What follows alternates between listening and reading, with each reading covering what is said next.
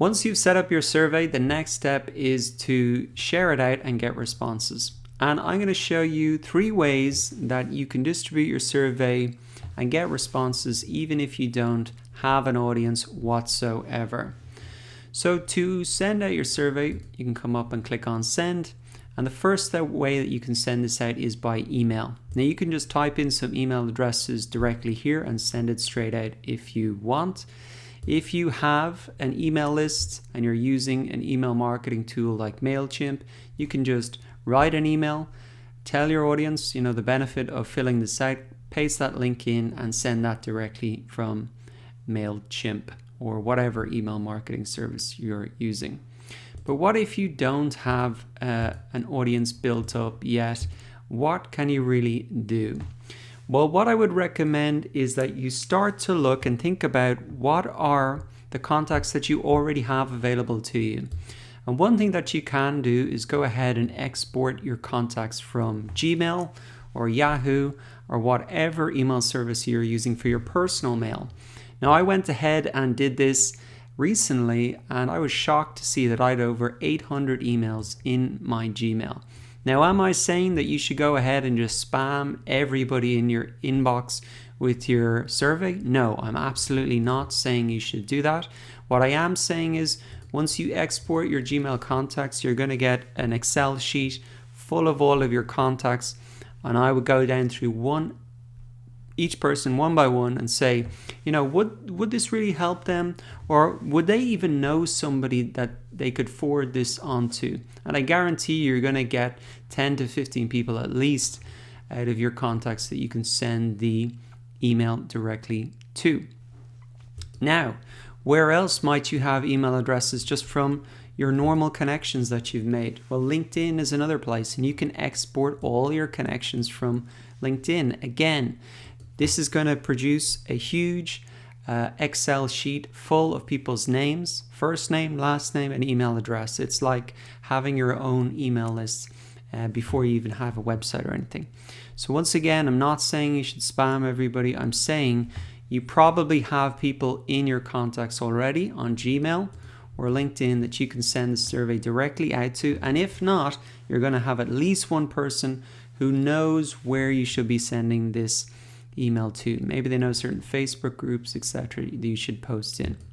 So that was the first way to share your survey, email. Now there is one important point that I want to stress about email, and that is the subject line. You can see by default here, the subject line is I've invited you to fill in a form. Now, how many people do you think are going to open that if they see that in their inbox? Probably none. They're just going to skip on over the email and won't even read it. So that's why the subject line is so critical for emails, because if they don't click to open your email, they're never going to click the link to fill out your survey. So you must write something compelling here in the subject line. Now, if you leave this by default, that's not going to work. Even if you change it to something like, can you spare a few minutes and fill in my survey? That's not going to work either. Why? Because there's no benefit to the customer or the potential customer. Can you spare a few minutes? What's the benefit for me? I'm not going to open that, sorry. So you need to come up with something that's going to get people to open. Now, if you have an audience, something that I've done before is saying, I'm creating new courses for you, or I'm creating a new course, makes it sound even more specific, for you, and I'd love your input. So you can see the benefit here is that I'm creating something for them already, and it's going to be a course, so they know what the product is, and it's for them, and I'm just asking for their feedback. And people will happily give their feedback because they want to solve their own problems, and they're going to help you solve their problems. So there's a clear benefit for them is what I'm trying to say. Now, another thing that if you don't have an audience, how are you going to catch their attention? Well, I'll tell you one subject line that actually caught my attention very recently. Hey Dara, could I try to solve your problems as an online instructor? So this was actually an email that just someone sent me, and I opened it, And the reason was because they didn't say, can you fill out my survey? They said, could I try to solve your problems? They didn't guarantee that they were going to. And that kind of hints at that they're gathering some feedback. And they specifically said as an online instructor. So they had taken the time to actually figure out what I do, and they want to help solve my problems. And I can tell you, as an online instructor, I have a lot of problems, a lot of things that are difficult to do. And if someone can help me with that, well, then I'm going to open the email. So that is something that you could easily copy and use for whatever your thing is. Hey, could I try to solve your problems to become financially independent? Could I try and solve your problems to, whatever, with Adobe Effects? Whatever it is, you can really copy and paste that in, and I guarantee you're going to get a lot of people opening your email and responding to it. Okay, so that wraps up email as the first way to distribute your survey. I've talked about ways to do it if you have an audience and if you don't have an audience. Now, the next way to collect responses is through social media. Again, if you have an audience, you can just share out the links directly there. And if you don't have an audience, what are you going to do? Well, there is the magic of Facebook groups. So all you want to do is type in your keyword or your topic or your niche in here. So let's just say something like, financial independence. This is something I'm interested in, and come across, and let's look at the groups here. So if I had some sort of solution, or I was a coach that helped people become financially independent, I would be posting my survey into these groups and getting some responses from them. Now, what you can also do is, this really works for any different type of niche, vegans, Dublin vegans. There's thousands of people in these groups. And remember that you'll probably have to join the group. That might take a day or two to get approved. And then once you're in the group, you just want to have a look and check out the group rules. So let's have a look at these. For this one, don't give out personal details, etc.